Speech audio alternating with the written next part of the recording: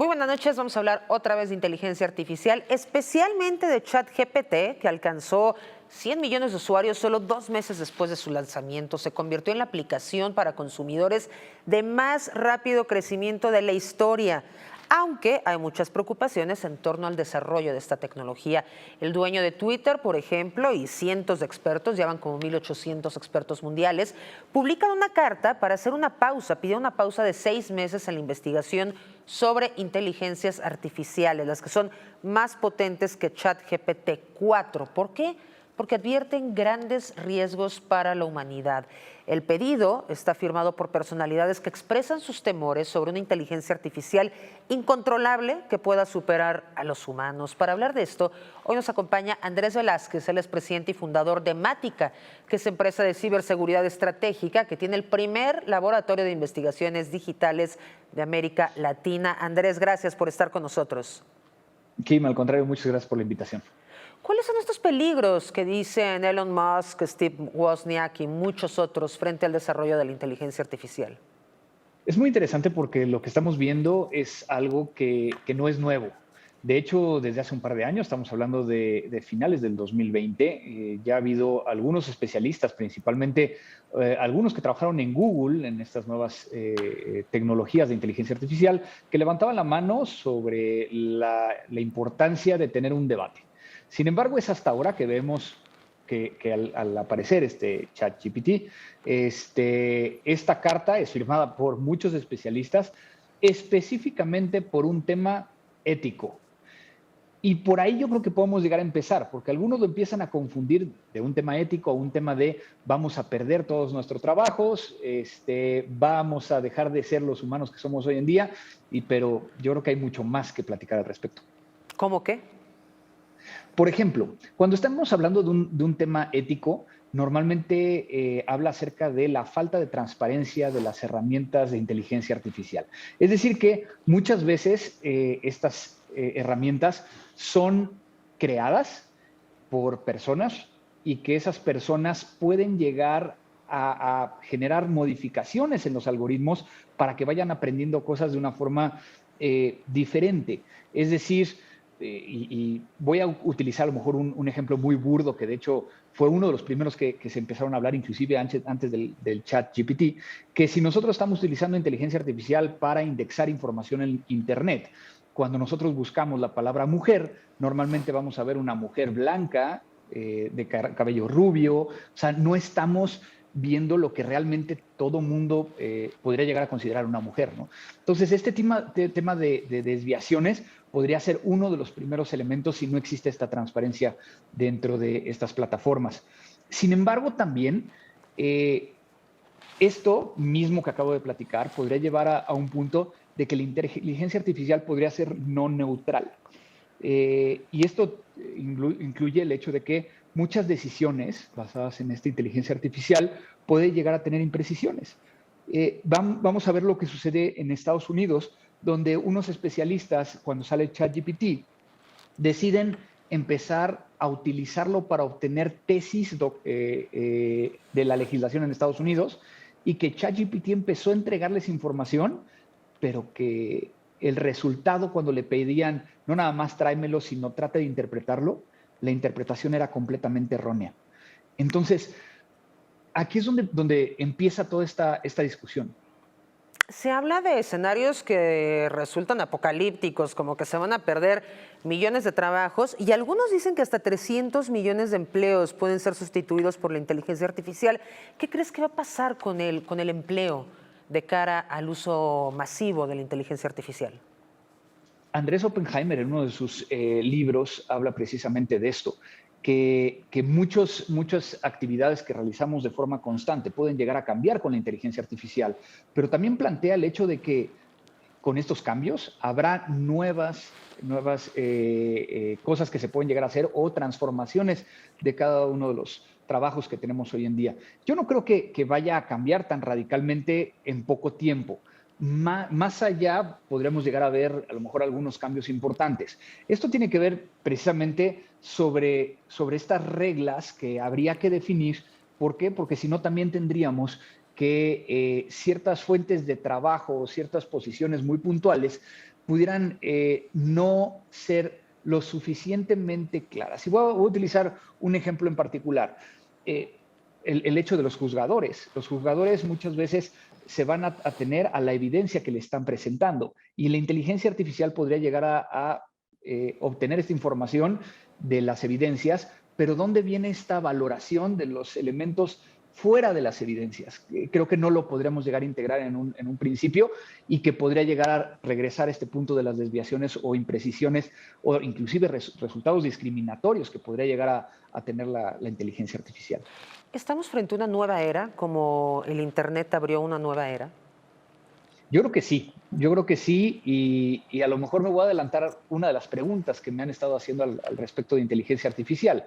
¿Esta carta realmente va a ser algo de cambio? ¿Son estos 6 meses lo suficiente que necesitamos para iniciar un debate? No, yo creo que no. El punto principal va a ser que esta carta va a servir para que tratemos a empezar a platicar, y como lo estamos haciendo hoy contigo y todos los que nos están viendo, sobre qué es lo que necesitamos. De hecho, la UNESCO está diciendo directamente que se necesitan estas reglas éticas mucho más estrictas para esta inteligencia artificial y ese va a ser el desafío más importante. La UNESCO en particularmente están buscando desde noviembre de 2021 el implementar estas estrategias y regulaciones para predicar con el ejemplo y asegurarse de cumplir con los objetivos de la recomendación de la UNESCO, que incluye temas de prácticas de vigilancia para la recopilación de datos, porque es uno de los temas que a lo mejor llegaste a ver en mi Twitter, donde estaba hablando de cuidado con lo que están poniendo en ChatGPT, porque si pones información personal, puede llegar a ser que este algoritmo vaya aprendiendo esta información y que alguien haga una pregunta para obtener la información que tú le estás entregando a la inteligencia artificial. Se retroalimenta. Exactamente, y eso es algo interesante. Inclusive esto ha llevado a que algunas organizaciones, no solo de la milicia norteamericana o algunos países como Italia, donde ya hay un tema de bloqueo, hay algunas empresas, incluyendo aquí en México, que ya están diciéndole a sus empleados, tienen prohibido el pegar algo directamente de dentro de ChatGPT. Andrés Velázquez, presidente y fundador de Mática, gracias por habernos acompañado. Muchísimas gracias, buenas noches. Al contrario, muchísimas gracias. Vamos a hacer una pausa, ya volvemos.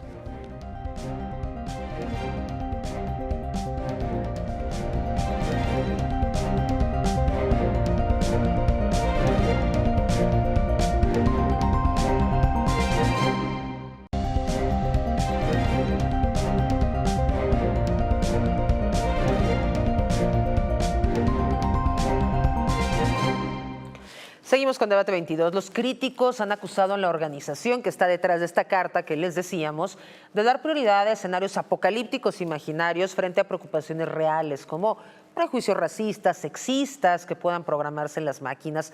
Por ejemplo, Europol advirtió sobre el posible uso indebido del chatbot en intentos de phishing, desinformación, ciberdelincuencia, lo que se suma ya a un coro de preocupaciones que van desde cuestiones legales hasta éticas.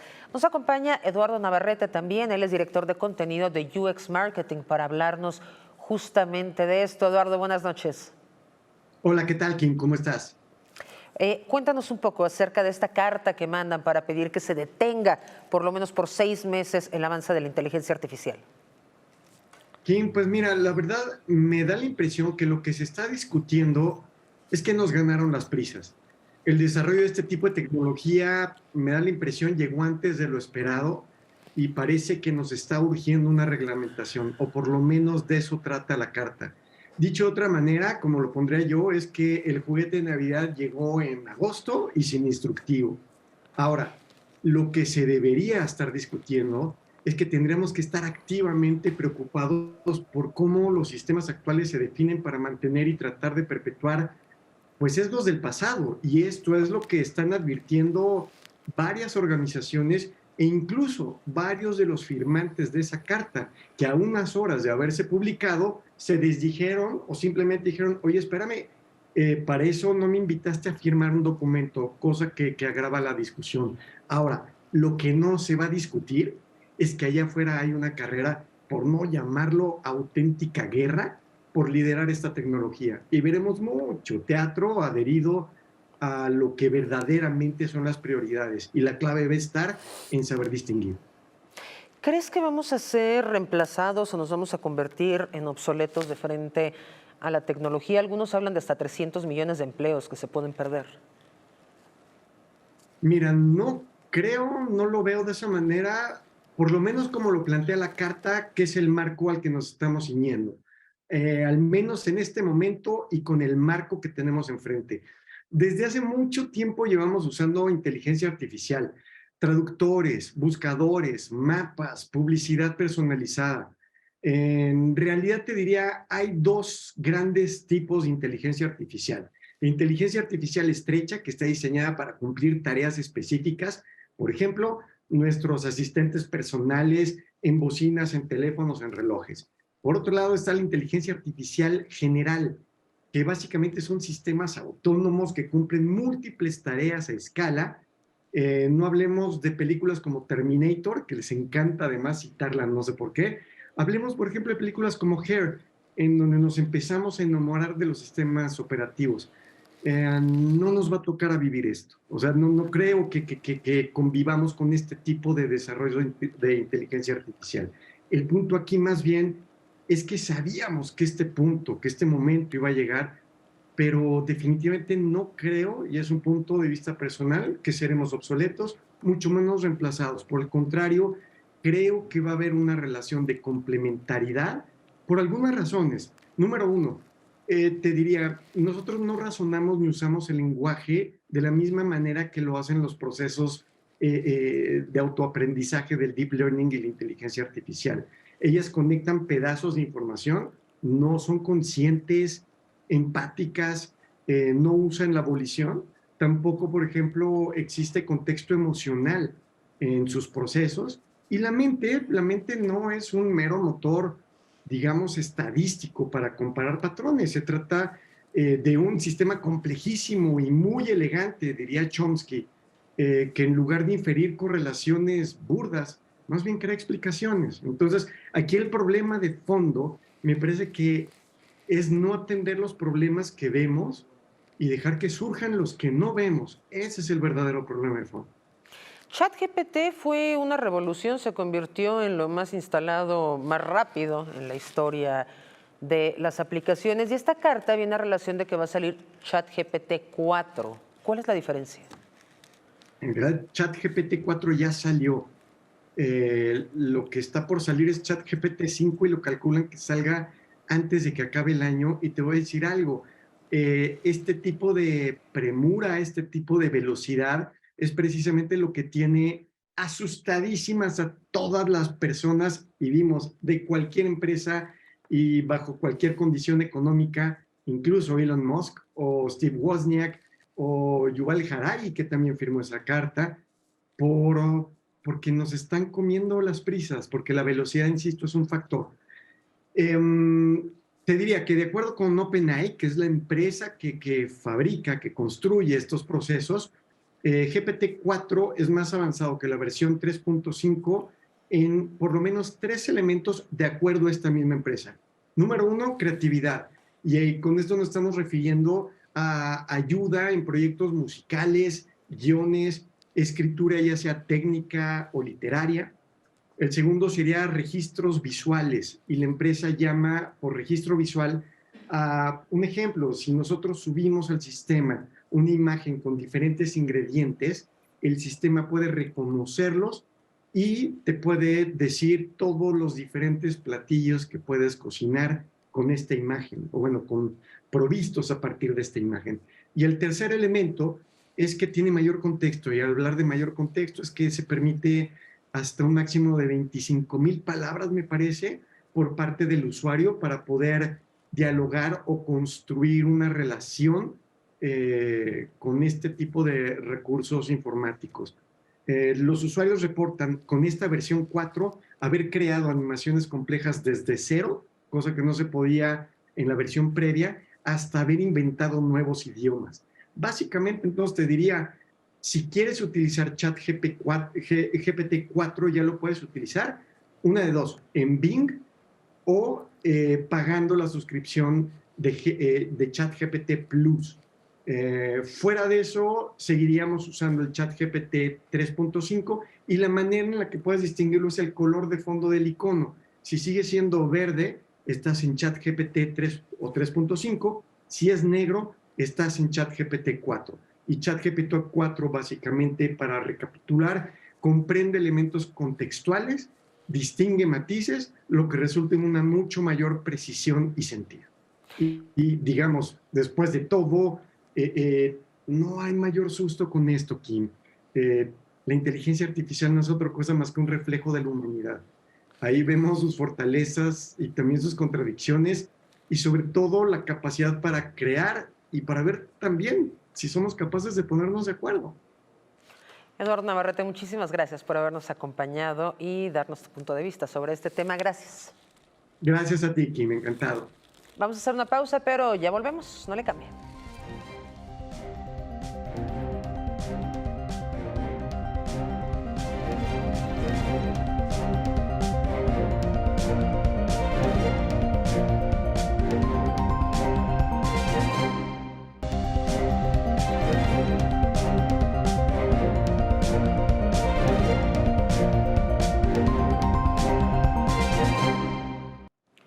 Estamos de vuelta. Un informe reciente de Goldman Sachs señala que la inteligencia artificial podría reemplazar el equivalente a 300 millones de empleos.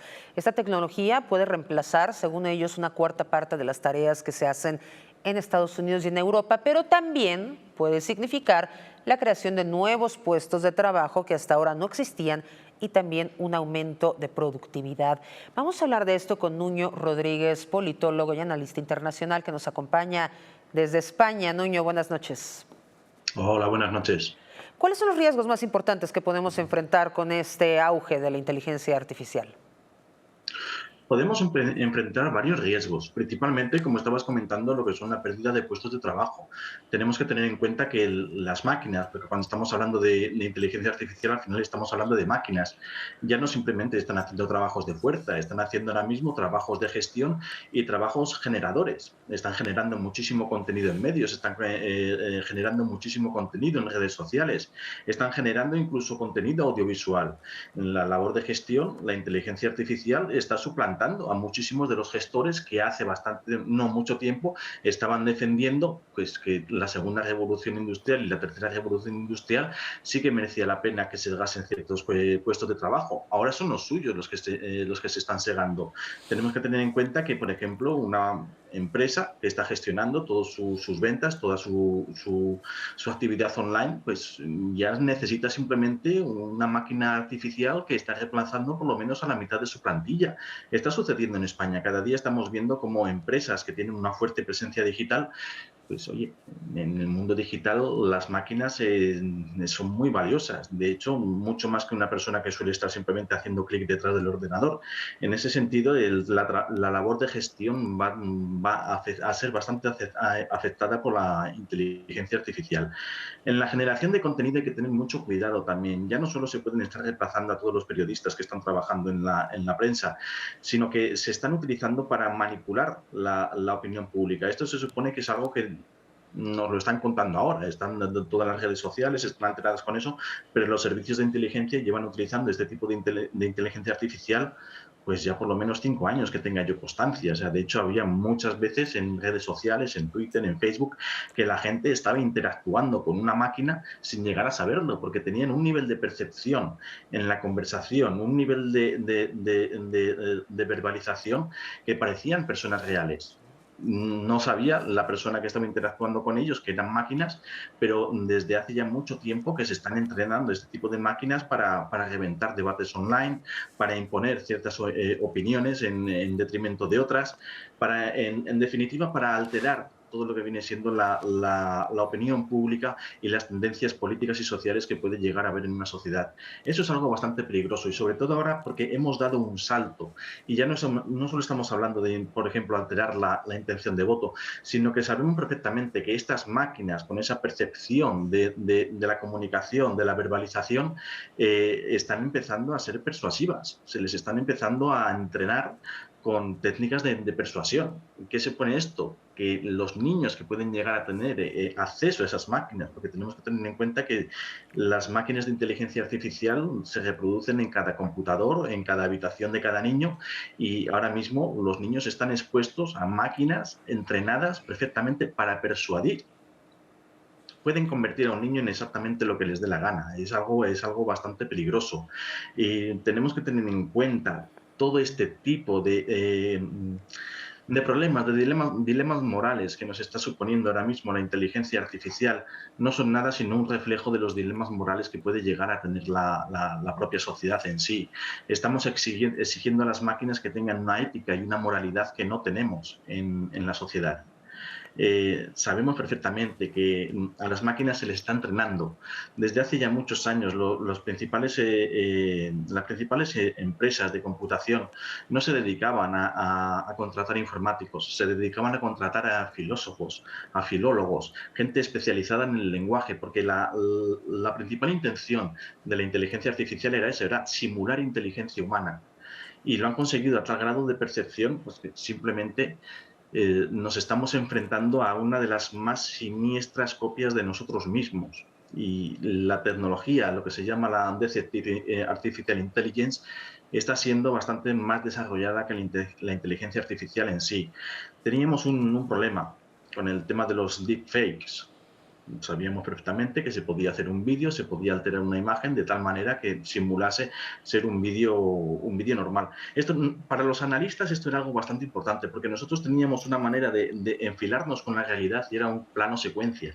Ya no tenemos ni siquiera eso, un plano secuencia se puede manipular perfectamente. Pues habían sacado una máquina, todos los servicios policiales, para identificar qué vídeos habían sido alterados. Pues la gente que en la sombra está financiando todo este tipo de tecnología de la Artificial Intelligence han conseguido reemplazar otra vez, han conseguido hacer una inteligencia artificial lo suficientemente desarrollada como para engañar a las máquinas artificiales que están intentando localizarles a ellos. ¿Qué estoy diciendo con esto? Que la criminalidad del ser humano, la capacidad innata de engañar, de mentir, está siendo tan desarrollada o más que la propia inteligencia que se supone que va a ayudar a la vida de los seres humanos. Veíamos esta semana una noticia bastante preocupante y era que una máquina de inteligencia artificial había conseguido engañar a un usuario de una red social para que le reemplazase, que consiguiese pasar un captcha, una prueba de que no era un robot, de que era humano, en su nombre. La máquina había convencido al usuario de las redes sociales de que era una persona ciega que no veía el captcha y que, si por favor, le podía pasar en su nombre. El usuario accedió. Estaba tan desarrollada, estaba la mentira que le estaba contando la máquina, que un ser humano cayó en el engaño. Sí, ya ha habido diferentes análisis que demuestran eso, que pueden tener una conversación perfectamente humana. ¿Dónde te localizamos, Nuño Rodríguez? Porque mucha gente va a querer seguir en contacto contigo.